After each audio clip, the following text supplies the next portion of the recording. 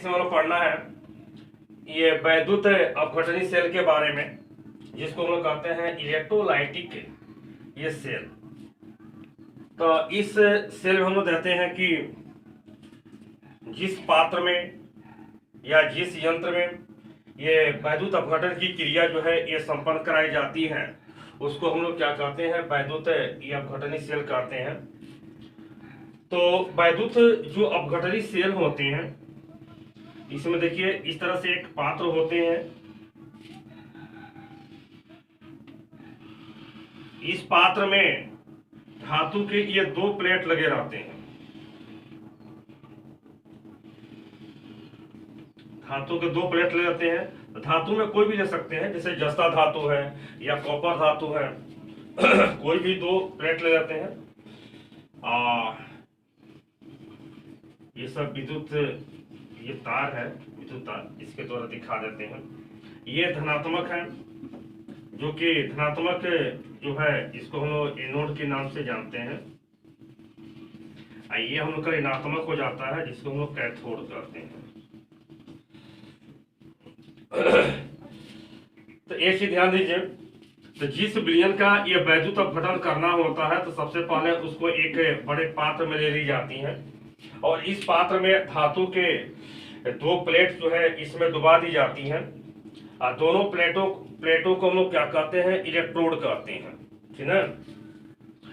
तो बैटरी के इन दोनों इलेक्ट्रोडों को बैटरी के जो ध्रुव होते हैं ध्रुवों से जोड़ दी जाती हैं।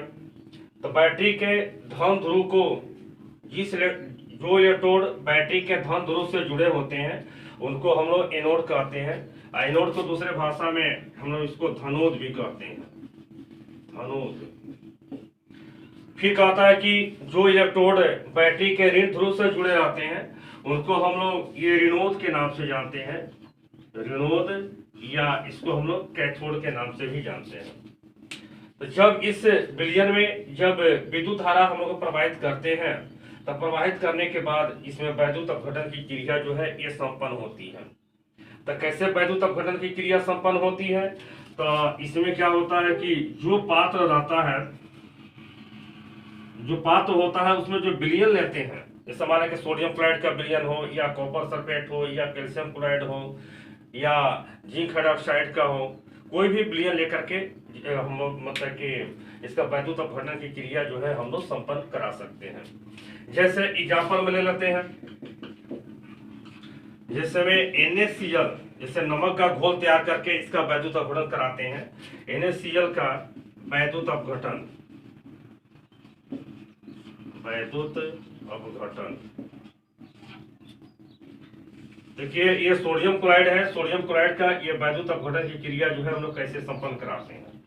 तो जब NaCl का, जैसे हमारा कि जो हम लोग यहाँ पर लिए हुए हैं, चाहेंगे तो हम लोग इसमें ये NaCl का विलयन ले लेते हैं, ठीक है ना। तो NaCl जो होता है जब इसमें विद्युत धारा प्रवाहित की जाती है इसके विलयन में, तो देखिए कैसे टूटता है ये। तो दो भाग जो है ये सोडियम आयन के रूप में टूटेगा और इसमें से दो इलेक्ट्रॉन निकलते हैं, तब ये सोडियम धातु जो है ये हम लोग को प्राप्त होता है। कितना भाग सोडियम धातु, दो भाग। तो ये कहाँ जमा हो जाती है, क्योंकि ये धनायन है, धनायन है, तो जब भी जमा हुआ तो ऋणायन पर होगा। तो ऋणायन का मतलब है यहाँ पर कैथोड हो जाता है, कैथोड।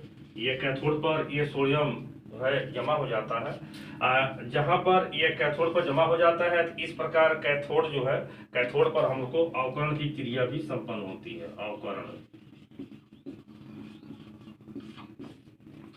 कैथोड पर अवकरण की क्रिया संपन्न होती है। उसी तरह से हम लोग का अब क्लोरीन आयन जो होता है ये जाकर के हम लोग को एनोड पर जमा हो जाता है। जैसे इसमें दो भाग हम लोग का क्लोरीन निकलता है, ठीक, दो भाग सोडियम है तो दो भाग क्लोरीन भी है।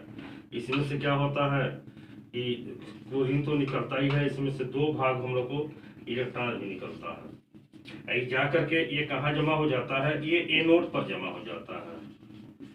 जब एनोड पर जमा हो जाता है तो एनोड पर क्या होती है, तो ऑक्सीकरण की अब क्रिया संपन्न होती है, ऑक्सीकरण होता है। अब इसके बाद देखिए कैसे बनता है। देखिए हम लेफ्ट में देख रहे हैं, एलएचएस में देख रहे हैं कि इधर भी हम लोग 2 भाग इलेक्ट्रॉन है, आरसीएस में भी 2 भाग इलेक्ट्रॉन है ना। तो ये दोनों भाग जो है ये कट जाते हैं। तब इसको हम लोग नोट कर लेते हैं क्या बच जाता है। देखिए ऊपर में बच जाता है ये 2 भाग सोडियम आयन बच जाता है, फिर प्लस है तो प्लस, ये 2 भाग क्लोरीन आयन बच जाता है, ठीक है। अब फिर देखिए ऊपर में क्या बचता है, फिर अब आरसीएस में हम देते हैं कि 2 भाग ये सोडियम हो जाता है, ठीक है। फिर इसके बाद ये 2 भाग हम ये क्लोरीन बच जाती है।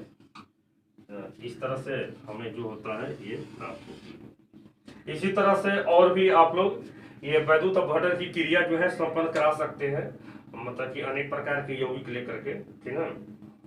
इसके बाद कल जो है अगला पॉइंट हम लोग पढ़ाएंगे। इसमें कहीं भी कोई दिक्कत होती है तो आप लोग अपना पढ़िए, जहाँ कोई दिक्कत होती है फिर आप लोग पूछ सकते हैं। ठीक है बच्चों, थैंक यू।